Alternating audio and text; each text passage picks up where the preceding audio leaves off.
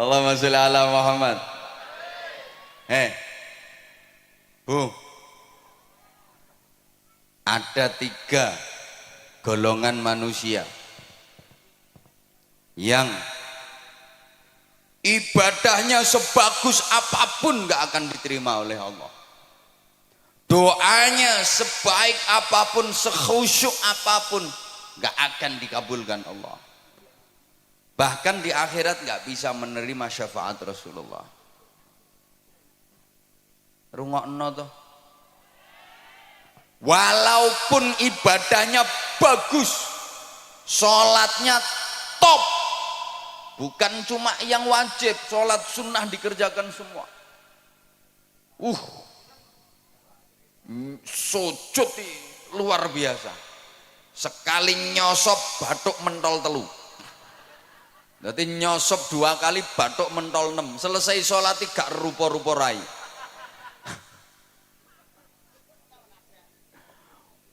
Poso bendino, sodakoh nyah-nyoh, zakat orang mufakat, wiridan sak dalan-dalan maca Quran ya turut ratan. Berangkat haji tiap tahun, dia pergi umroh seminggu 5 kali. Iso ngomahe Mekah kok. Kan omahe Mekah.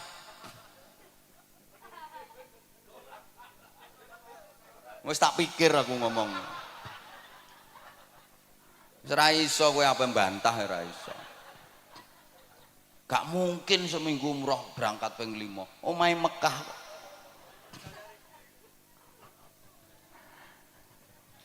Kalau masuk 3 golongan manusia ini percuma. Gak akan diterima Allah. 1, aqul walidain. Anak yang durhaka kepada kedua orang tua. Naudzubillah. Sehebat apapun anak, kalau sampai durhaka kepada orang tua, berani kepada orang tua, menentang orang tua, melawan orang tua, zalim kepada orang tua, menyakiti hati dan perasaan orang tua, menyia-nyiakan orang tua, padahal si anak hidupnya berkecukupan, kaya, orang tuanya hidup menderita, itu dia mentala. Alah wis kadung.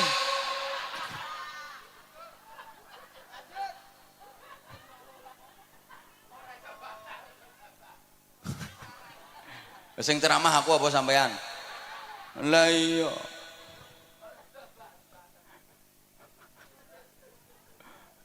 Walaupun ini anak alim, mangan kitab entek 2896, ilmune sundul terop, saking pintere sampai iso ngraji entut. Ngraji angin ini sak gampang, ngraji entut begitu tit kok.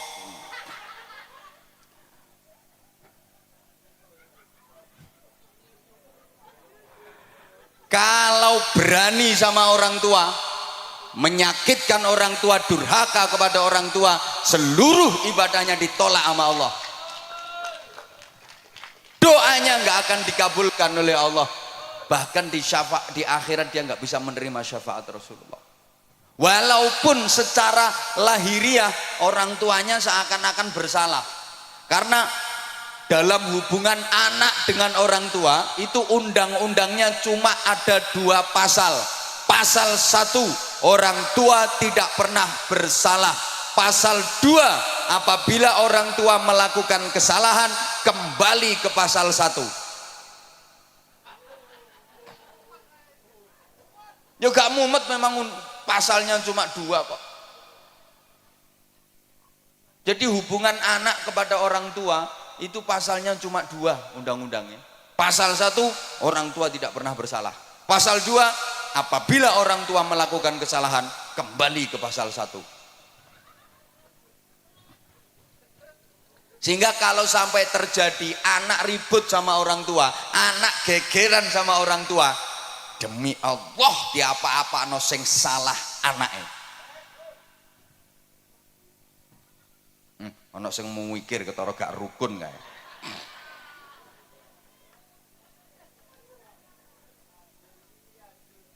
Wajar.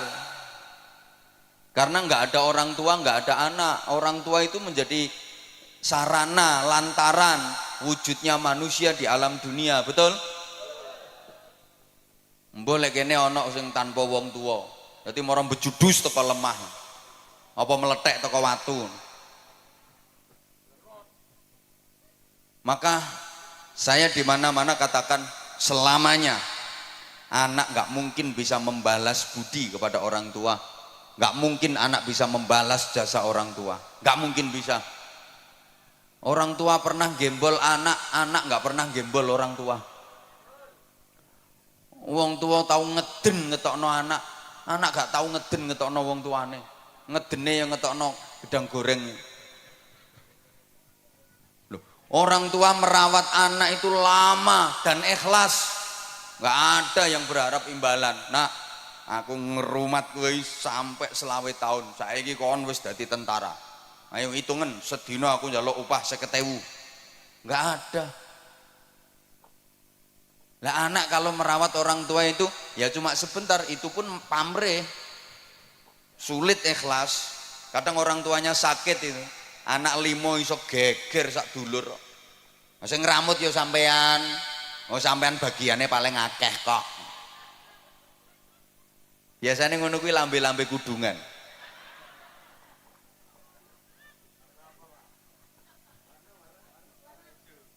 Halo. Halo. Ya. Rungokno. Orang tua merawat anak itu yang diharapkan hidupnya anak. Sing diharap-harap uripe. Lah nek anak ngramut wong tuwa iki mek karo nunggu matine kok. Sorry ya. Orang tua itu mau gantiin sakitnya anak. Kalau anak nggak mau gantiin sakitnya orang tua. Orang tua rela menggantikan derita anak. Kalau anak nggak mungkin mau menggantikan derita orang tua. Saya udah sering kasih contoh. Orang tua itu punya anak sakit, anak masih kecil sakit. Ya Allah, nangis. Semalaman nungguin anak nggak tidur. Dia nggak rela seekor nyamuk pun menggigit anaknya, hinggap di tubuh anaknya. Ditunggoni sampai gak turu, nangis memohon kepada Allah, ya Allah biar saya saja yang gantiin sakitnya anak saya asal anak saya sehat. Tapi anak gak mungkin mau gantiin sakitnya orang tua. Maaf, ayo coba sampean misalnya punya orang tua sudah pikun, ayo sampean gelem genteni, ya Allah kula sing pikun mawon.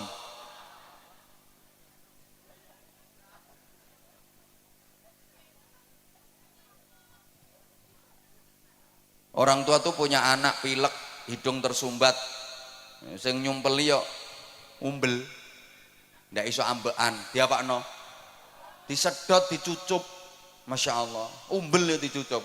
Ayo bu misalnya bapak sampean umbelnya meler, mriki pak kulo dilatane pak.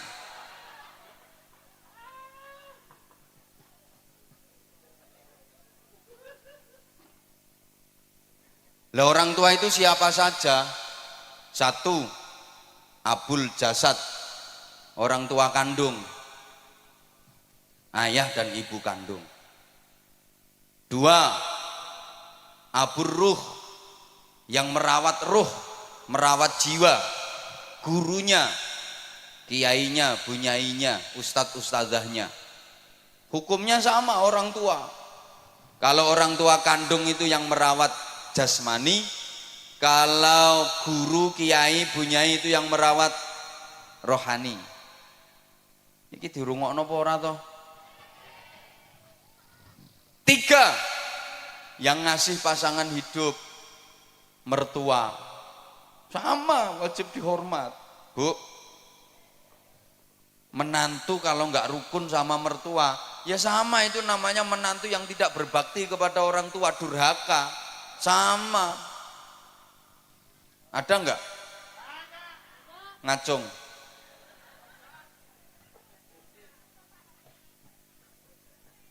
Sing akeh mantu gak rukun karo maratuwa iki mantu wedok. Kenapa? Mohon maaf, penting ini. Perempuan itu cenderung serakah.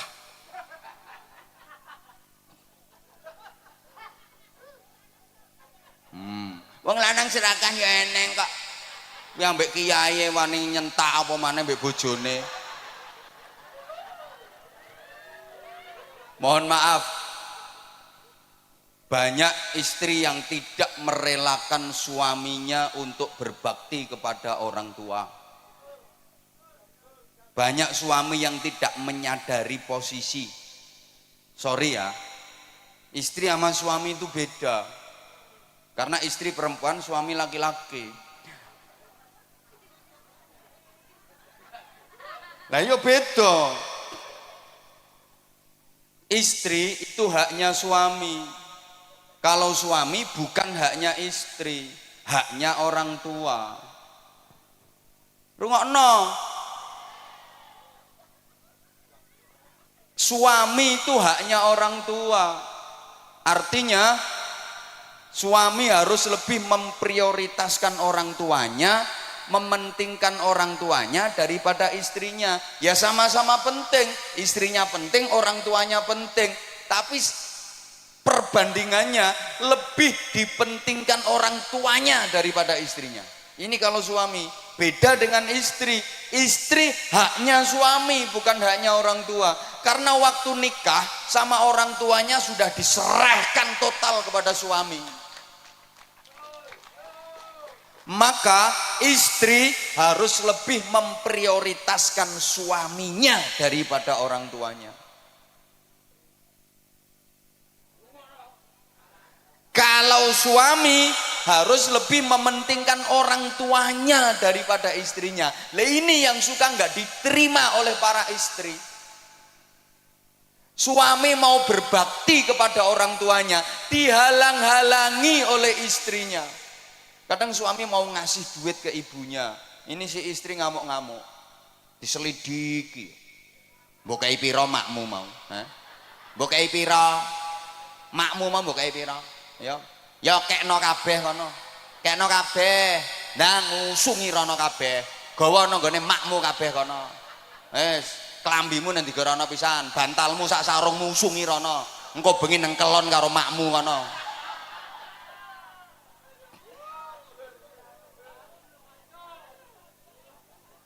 Suami mau berbakti kok dihalang-halangi. Bu, ibu harus sadar, bagi suami orang tua itu prioritas daripada istri. Bu, ikhlas nggih, relakan suamimu berbakti kepada orang tuanya. Yang orang tua suami adalah mertuamu. Maka istri solehah, calon-calon bidadari surga itu adalah perempuan-perempuan yang mengikhlaskan, merelakan suaminya berbakti kepada orang tuanya. Suaminya lebih mementingkan orang tuanya daripada dirinya sendiri. Itu perempuan-perempuan solihah, calon-calon bidadari surga. Nggih Bu nggih? Nggih Bu nggih? Jadi misalnya, Bu, suami ibu punya duit 10 juta.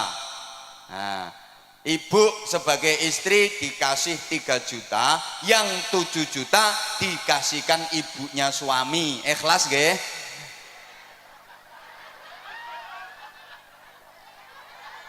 Ikhlas nggih?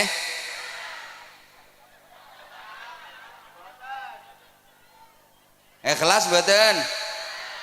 Mulane angel mlebu swargamu ya ngono.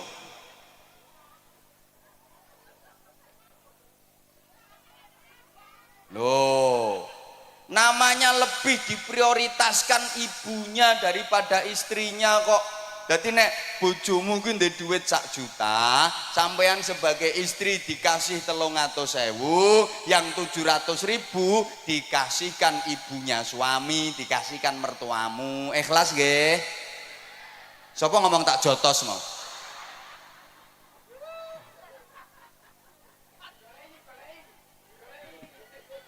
jotos deh. Kuwi istri apa petinju kok. Tak jotos deh. Kalau ibu ikhlas, nah itu gampang masuk surga. Itu istri solehah dan calon-calon ratu bidadari surga. Halo, rungokno. Jadi sampeyan niku Bu, kalau dikasih uang belanja sama suami, sebelum nerima duit itu sampean ngomong, Mas, aku sampean kei duit ngene iki, buke sampean kei to ora? Lek buke sampean kei ya aku gelem nrimo duit iki. Lek nek buke gak sampean kei, aku mau nampani, Mas. Buke kei sik kudu luwih akeh. Lek buke wis sampean kei, lagek tak trimo. Ngoten nggih? Pret. Pret.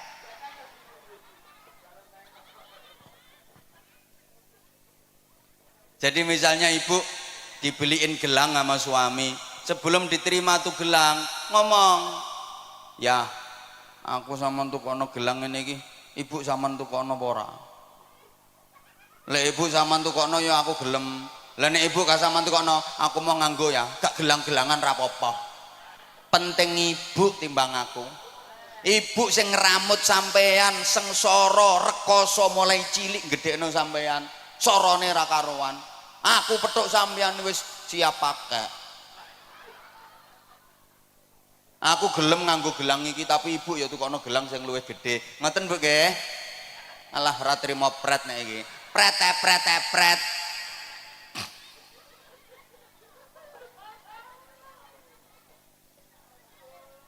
Ibu, jadi misalnya ibu mau diajak berangkat umroh sama suami, ibu harus ngomong, ya aku kata dijak umroh, ibu sampean jak taga, lek ambek ibu aku ya gelem melu ya, lah nek ibu gak sampean jak, aku yang mau, podo-podone duwe sampean pas-pasan, berangkat ambek ibu ae, aku kari-kari gak apa-apa, penting ibu timbang aku.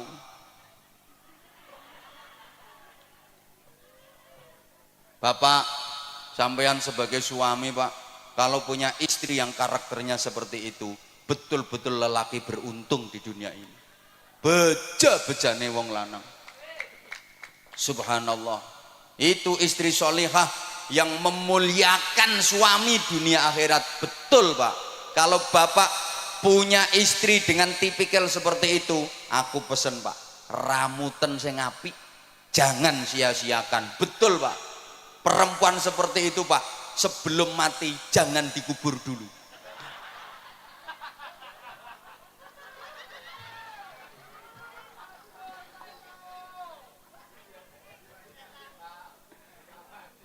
Soalnya langka.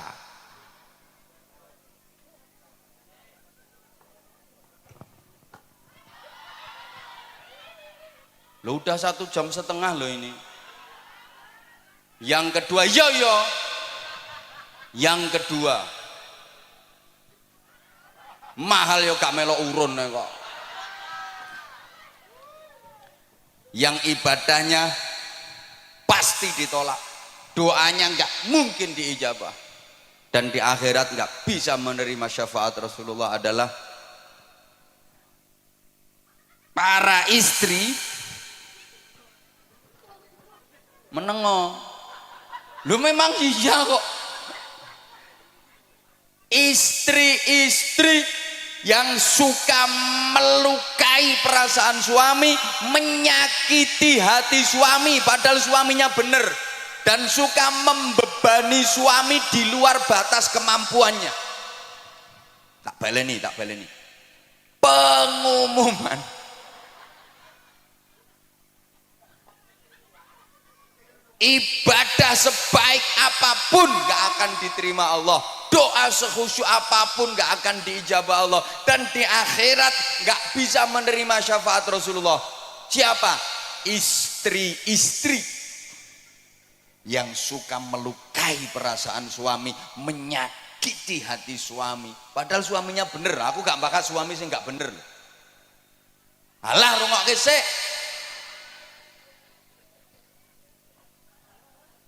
Ucul ya ben balon murah kok. Balon ucule geger ndangak kabeh. Tuku meneh 5.000 kok. Hah? Malah mek 3.000 gegerno pengajian. Halo? Halo? Bu, ini beneran loh Bu. Rasulullah pernah cerita, besok di akhirat itu ada perempuan yang wujudnya enggak wujud manusia, bentuknya enggak bentuk manusia, tapi ndasnya alah ndasnya itu ndas celeng, terus awak menengok lagi, awaknya awak khimar, wis gampangane ndase celeng awake jaran. Hi, ngeri. Ndase celeng awake jaran. Siapa itu? Ya tadi perempuan yang suka membebani suami di luar batas kemampuan. Wong suami lo penghasilannya sebulan ini lo cuma 2 juta. Nek njaluk blonjo saulan sampai 250 juta.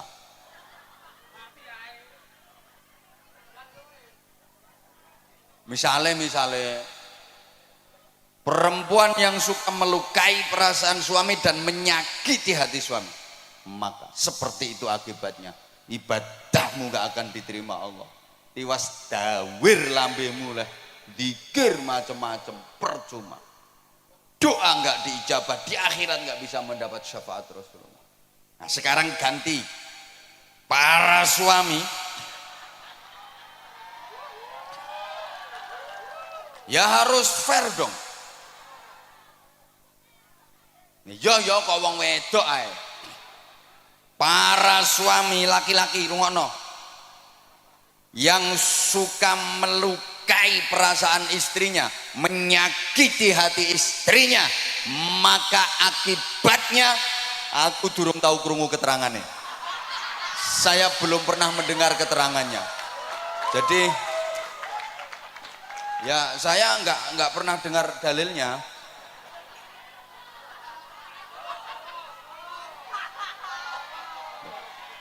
Lah nanti kalau saya sampaikan yo malah keliru kabeh wong. Saya nggak pernah denger kok.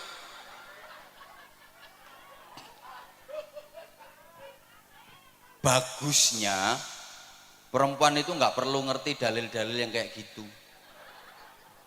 Marake ngelamak, ngelunjak, ingkrah-ingkrah ndase wong lanang. Lho wong istri itu lo nggak ngerti dalil lho, suami iso kalah. Apalagi ngerti dalil, malah nyenyek wong lanang. Memang istri-istri itu nggak usah ngerti dalil-dalil kayak gitu, bahaya. Wong nggak ngerti dalil sing lanang kalah kok, pemane ngerti dalil. Mulane bro, sing urung rabi ya. Besok nek rabi golek wong itu sing goblok-goblok kae, gampang dihapusi. Nek pinter-pintere gak iso ngendhalekno nyonyor kae.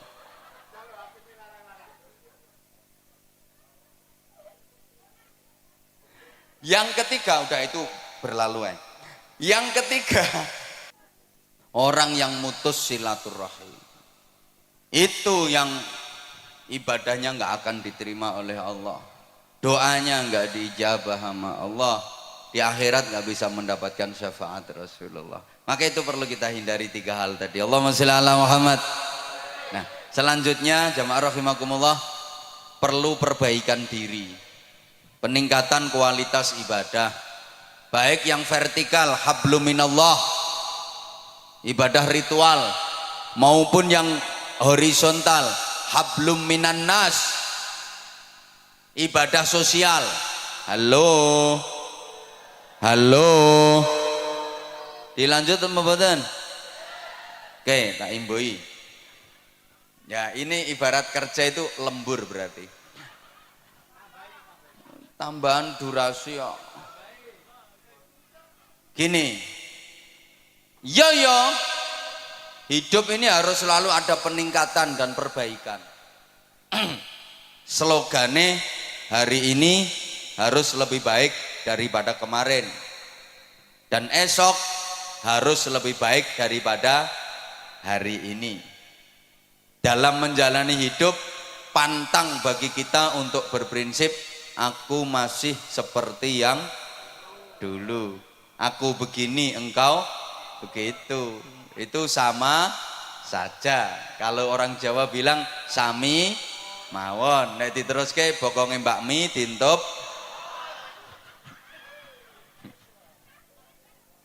Harus ada dinamika ke arah hidup yang lebih baik.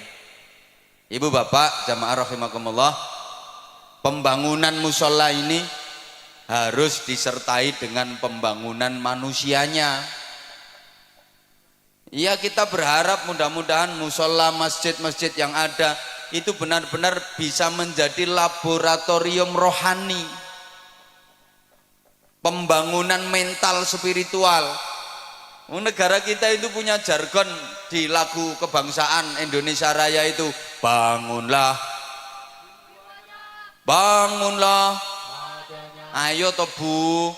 Pertama bangunlah jiwanya dulu, baru bangunlah untuk Indonesia, bangunlah jiwanya. Pembangunan jiwa itu menjadi sangat penting.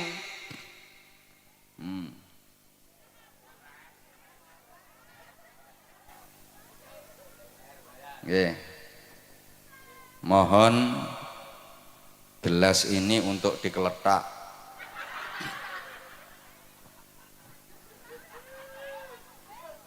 Untuk pembangunan sorban. Nggih. Iya. Nah itu juga termasuk bagian dari perbaikan. Nggih Bu nggih. Bu, saya yakin semuanya bawa duit. Kalau nggak bawa duit nggak apa-apa kok, kalung dilepas, gelang dipelorot nggak apa-apa, nanti biar dijual sama panitia. Ini pasti semuanya bawa duit. Saya nggak percaya kalau nggak bawa duit. Ono yang 100.000, ada yang 50.000, 20.000, 10.000, 5.000, 2.000, 1.000. Nanti kira-kira yang disedekahkan berapa?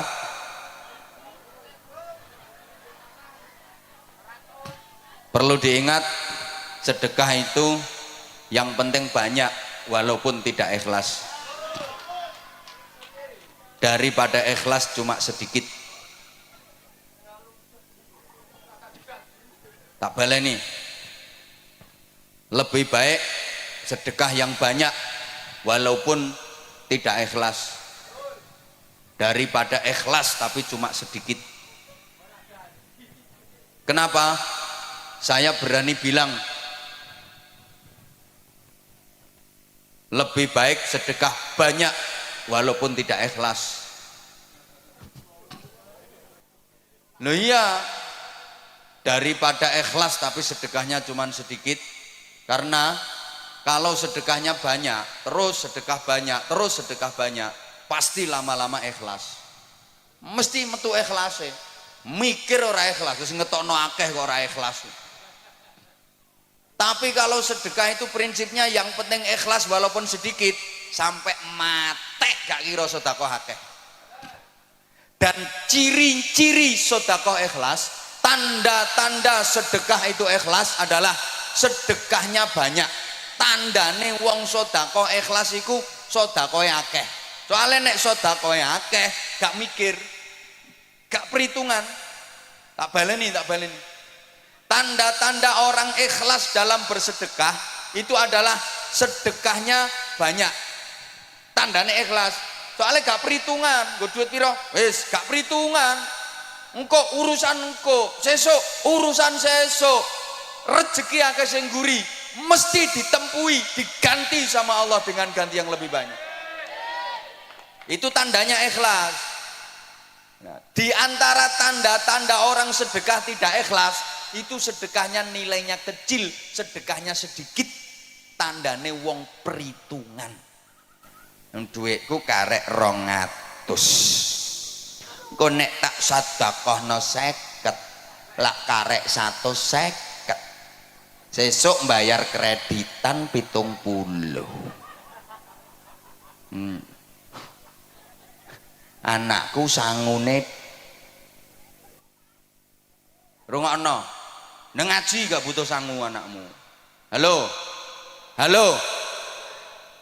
maka wong niku nek sedekahe kulino sithik iku tandane gak ikhlas. Ayo bantau. Sedikit banyak itu bukan jumlah dan nominal, tapi prosentase dan pembanding. Ukuran sedikitnya yang ngeleset di bawah sama yang duduk metingkring di atas panggung jelas beda. Jelas beda. Mungkin lek kanggo sampean 500.000 wis akeh. Tapi lek kanggo sing nang dhuwur panggung sithik 500.000 kuwi. Makanya saya bilang bukan jumlah tapi prosentase dan pembanding ukurannya.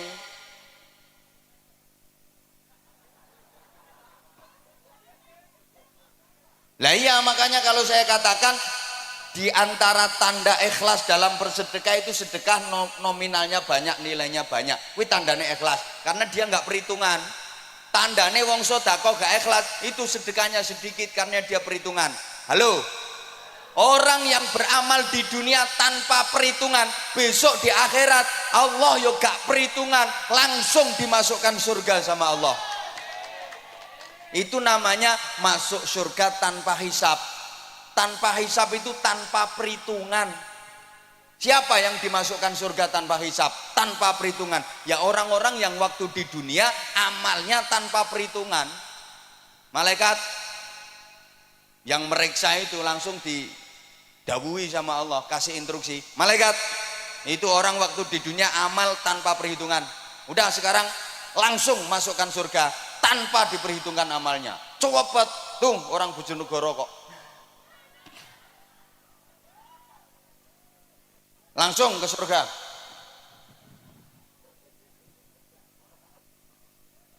Halo. Lah kalau orang di dunia amalnya penuh perhitungan, besok di akhirat Allah juga penuh perhitungan. Dihitung dulu. Amal bagusnya ada berapa, amal jeleknya ada berapa. Lebih banyak mana? Tangannya untuk muter tasbih sama untuk kopek jarene. Lebih banyak mana itu? Diperhitungkan semuanya. Lama perhitungan itu. Paham nggih? Paham nggih? Ada yang masuk surga bi ghairi hisab, tanpa hisab. Itu artinya tanpa diperhitungkan amalnya. Orang-orang yang waktu di dunia melakukan amal tanpa perhitungan, besok di akhirat Allah memasukkan surga tanpa perhitungan. Tapi kalau amal di dunia diperhitung sok no akhirat awas diperhitung karo Gusti Allah.